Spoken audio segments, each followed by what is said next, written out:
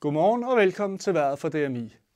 Det bliver endnu en lun og blæsende dag, og først på dagen så bliver det endnu med lidt småbyer rundt omkring i landet, men forventer, når vi kommer ud på morgentimerne og formiddagstimerne, så bliver det tørvejr i stort set hele landet. Det bliver med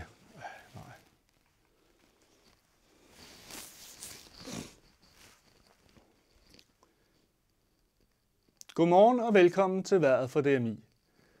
Det bliver en lun, men fortsat blæsende dag, og her til først på dagen, goddag med økseskaft. Godmorgen og velkommen til vejret fra DMI. Det bliver endnu en lun, men blæsende dag, og her først på formiddagen, så kommer der endnu et par små byer rundt omkring, men når vi kommer ud i løbet af formiddagen, så bliver det med nogen sol til hele landet, og det bliver stort set tørvejr. Det bliver blæsende, som sagt, med op til en kuling fra sydvest af. Og når vi kommer ud på eftermiddagen, så tiltager vinden en lille smule. Det bliver en hård vind til en kuling fra sydvest fortsat. Og der kommer et regnvejr ind i løbet af eftermiddagen. Forventer, at det når sådan stort set halvvejs igennem af landet, inden solen går ned. Det bliver med temperaturer, som vi har det lige nu, på en 8-10 grader hele dagen.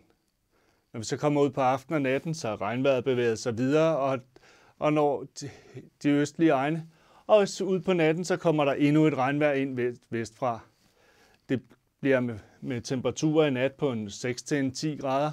Og det skyldes, at vi får en endnu kraftigere vind. Den bliver op til kuling over hele landet og op til stormende kuling i den nordlige del af landet. Og det vil blive med særdeles kraftige vindstød.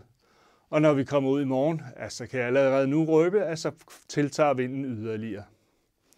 Det var vejret for DMI.